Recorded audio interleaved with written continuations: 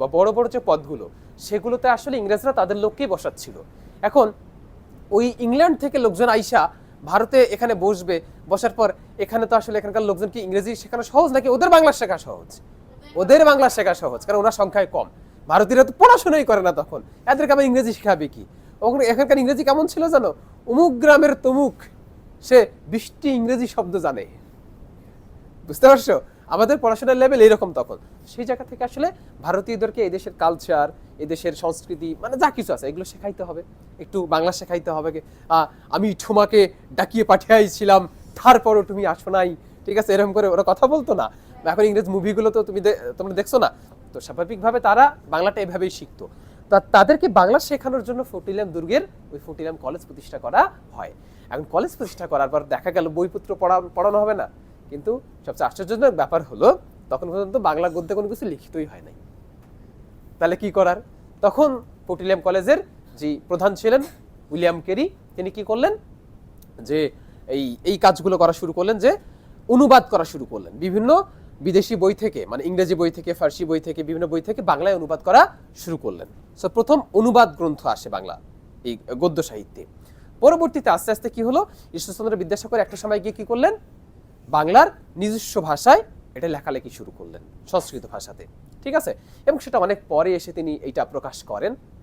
So প্রকাশ করার আগেও তার অনেক দ্বিমত ছিল। যেমন তুমি যদি তুমি যে এখানে গ্রামে বাড়ি কার কার, আচ্ছা এবার হাত নামাও। এখন তুমি গ্রামের ভাষায় লিখছো যে অমুক গ্রামত হাসান মিয়ে তার 1 খণ্ড জমি আছে, তার 2টা বাচ্চা আছে, ওই প্রতিদিন ক্ষেতত যায় কাজ করবে। তো এরকম একদম গ্রামের ভাষায় তুমি একটা লেখা লিখলা, ধর একটা উপন্যাস সাজাইছো হাসান আলীকে নিয়ে, তাই না, হাসান আলীর জীবন সংগ্রাম নিয়ে। তো এখন তুমি এই প্রেক্ষাপটে বসে এই হাসান আলীর জীবনের এই লোকাল ভাষার যে উপন্যাস, এটা প্রকাশ করতে গিয়ে তোমার দ্বিধা হবে না? সংকোচাই আল্লাহ এই পড়া মানুষ পড়বে, এই জিনিস মানুষ খায় নাকি? তো তখন বাংলা গদ্যের যে লেখাটা ঈশ্বরচন্দ্র বিদ্যাসাগর লিখছিল তার কাছে প্রকাশ করতে জিনিসটা ওই রকম লাগতেছিল, কারণ তখন এটা চলে না বাংলাতে, এ ধরনের কোনো কিছু নাই বাংলাতে, বুঝতে পারছো? তো ওই যে ঈশ্বরচন্দ্র বিদ্যাসাগর প্রথম সাহস করে ওই জিনিসটা প্রকাশ করলো, ঠিক আছে। এবং ফোর্ট কলেজেরও শিক্ষক উনি ছিলেন। তো সেই জায়গা থেকে আসলে ওই ওনাকে তখন তারপর থেকে বাংলা গদ্যের জনক বলা হচ্ছে, যেহেতু প্রথম কাজটা তার, এবং অনেকগুলো বই তিনি লিখেছেন সেই সময়টাতে। তো সেই জায়গা থেকে এটা গেল। যাবার পরে খেয়াল করে দেখো 1824-এ কিন্তু মাইকেল মধুসূদন দত্তের জন্ম। 1824-এ এট দ্য সেম টাইম কেবল বাংলা গদ্যের সূচনা হয়েছে, ওই সময় মাইকেল মধুসূদন দত্তের জন্ম। এখন জন্মটা হইল কোথায়?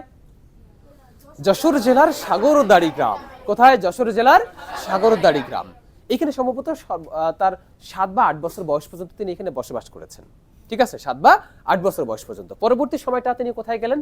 তার বাবা কলকাতা যে কোর্ট আছে সেই কোর্টের একজন কর্মকর্তা বা কর্মচারী বলা যায়।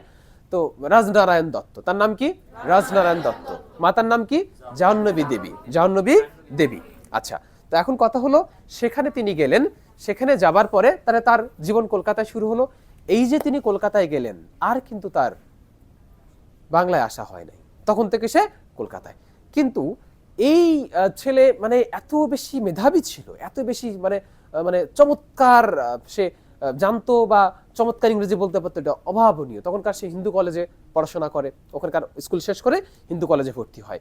সে হিন্দু কলেজে পড়বার সময় সে ইংরেজিতে এত সুন্দর সুন্দর কবিতা লিখতে পারে, এত সুন্দর সুন্দর পোয়েম লিখতে পারে, যে আসলে ওই সময়ের যে সকল ইংরেজি পত্রিকা ছিল কলকাতায় প্রকাশিত হতো, তখন কি বাংলা পত্রিকা ছিল না, খুব ওরকম না, সে সবগুলো ইংরেজি পত্রিকায় ছিল।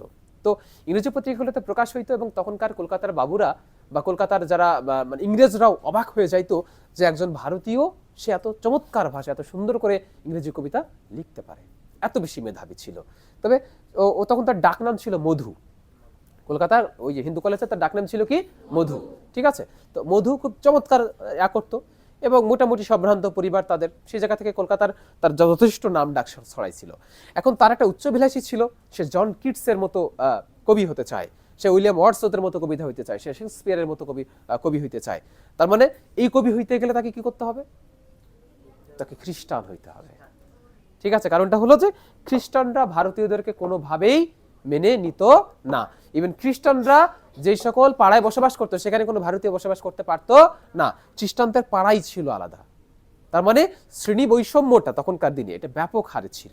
সুতরাং সে ভাবলো যে আমি তো সুন্দর কবিতা লিখতে পারি, চমৎকার কবিতা লিখতে পারি, একটা উচ্চাভিলাষী আছে, তার এত বড় কবি, সে নিজে কিন্তু ইংরেজ না, জন্মগতভাবে ইংরেজ না, সে ভারতীয়, কিন্তু সে কি চাচ্ছে, সে ইংরেজদের মতো বড় বড় কবি হইতে চায়। সেই জায়গা থেকে সে আসলে 1843 সালে কি করলো, খ্রিস্ট ধর্মে দীক্ষা নিল। যখন সে খ্রিস্ট ধর্মে দীক্ষিত হলো তখন কি সে হিন্দু কলেজে পড়বার আর ক্ষমতা রাখে? তাহলে কি করা হলো, ফোর্টিলা বিশপস কলেজে, পরে তাকে কোথায় যাইতে হলো, বিশপস কলেজে যেতে হলো। এবং এই যে যখন সে খ্রিস্ট ধর্মে দীক্ষা নিবে তখনও কিন্তু ব্যাপক গন্ডগোল হয়েছে।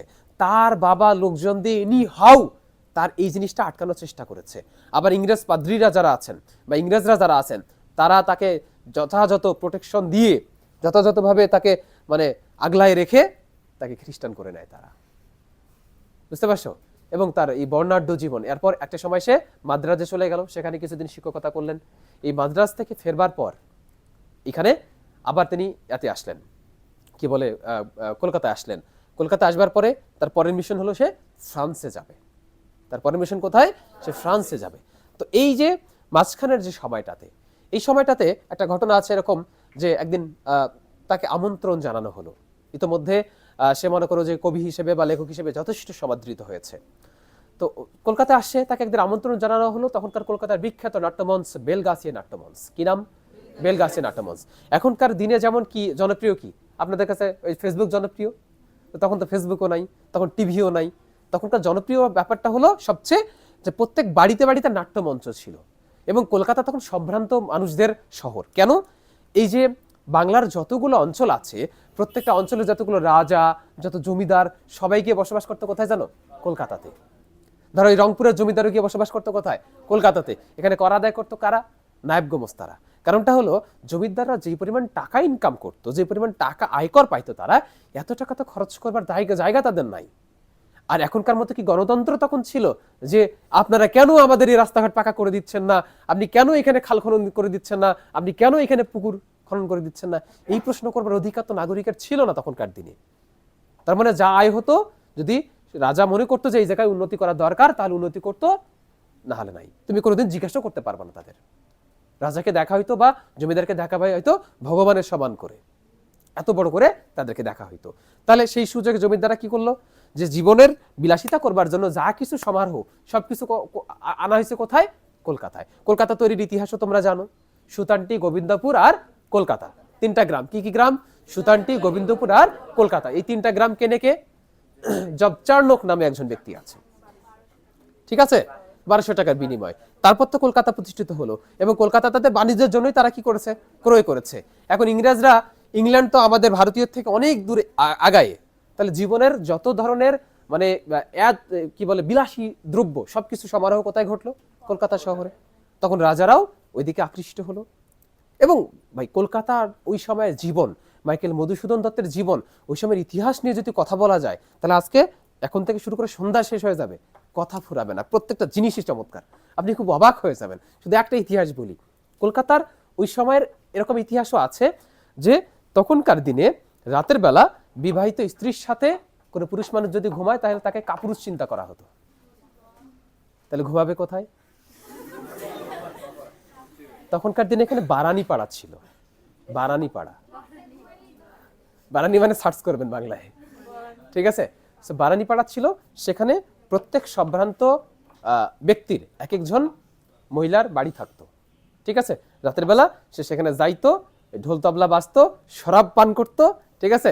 রাতের বেলা ওখানে ঘুমাইতো, পরের দিন সকালে উঠে আবার সে বাবু, বুঝতে পারছো। তখনকার কলকাতার ইতিহাস ছিল এরকম, এটা সত্য, এটা সত্য, বুঝতে পারছো। তো এই কলকাতার যত ইতিহাস আছে, যত ইতিহাস আমি জানি, এটা যদি বলা শুরু করি তাহলে বললাম না সন্ধ্যা পার হয়ে যাবে, তাও এই গল্প শেষ হবে না। সো মাইকেল মধুসূদন দত্তের আরো অনেক ইতিহাস আছে, অনেক ইতিহাস আছে। যেমন এই যে ওখানে বেলগাছিয়া নাট্যমঞ্চে যখন সে আসলো তখন সেখানে একটা নাটক মঞ্চস্থ হচ্ছে, যে এটা মহড়া চলতেছে, আগামীকাল এটা মঞ্চস্থ হবে। এইটা দেখবার পর মাইকেল মধুসূদন দত্ত মন্তব্য করলেন যে এটা কোনো নাটক হলো, ঠিক আছে, এটা কোনো নাটক হলো। এই মন্তব্য যখন করছে তখন ওখানকার আয়োজক কমিটির মধ্যে কেউ একজন বলছিল যে আপনার একটা নাটকই মনে হচ্ছে না, তাহলে দম থাকলে এটা লিখে দেখান। এবং সে দেখিয়েছে বাংলা সাহিত্যের প্রথম সার্থক নাটক শর্মিষ্ঠা। এটা ওই ঘটনার পরেই লিখেছেন কে? বাংলা মাইকেল মধুসূদন দত্ত। বুঝতে পেরেছেন? তার দম আছে, মানে সে এমন এমন কিছু কাজ করেছে আপনি অবাক হয়ে যাবেন, অবাক হয়ে যাবেন। আর আরেকটা ব্যাপার, মাইকেল মধুসূদন দত্ত যেমন আমরা বাংলা সাহিত্যের বঙ্কিমচন্দ্রকে চিনি হলো গাঞ্জাখোর হিসাবে, ঠিক আছে, মাইকেল মধুসূদন দত্ত হলো, একে চিনবেন হলো মালখোর হিসেবে। প্রচুর মদ্যপান করতো, অলওয়েজ নেশার ঘরে থাকতো, অলওয়েজ নেশার উপর থাকতো।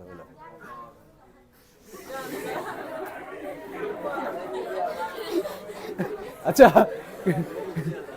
গাঞ্জার মদের মধ্যে তফাৎ হলো, একটা হলো বিড়ির মতো, ওটা ধোয়া বের হয়, আর এটা হলো পানি, এটা হলো মদ। আচ্ছা যাই হোক, এখন কথা হলো কি জানেন, কবি সাহিত্যিকদের মধ্যে এরকম কিছু কিছু ব্যাপার থাকে, ঠিক আছে, এরকম কিছু কিছু ব্যাপার থাকে, নাহলে তাদের সাহিত্য আসে না। ওকে, যাই হোক, এখন কথা হলো কি শোনেন, আমরা তাদের পজিটিভ ব্যাপারগুলো নিব, তাদের সৃষ্টিগুলো নিব, ঠিক আছে, তাদের ব্যক্তিগত জীবন নিতে গেলে ঠিক আছে, এটা নেওয়ার দরকার নাই। আচ্ছা যাই হোক, এখন কথা হলো যে ইতিহাস শুরু করছে ওইটা পড়াইতে গেলে এটা পড়াইতে পারবো না, ঠিক আছে, আমরা মূল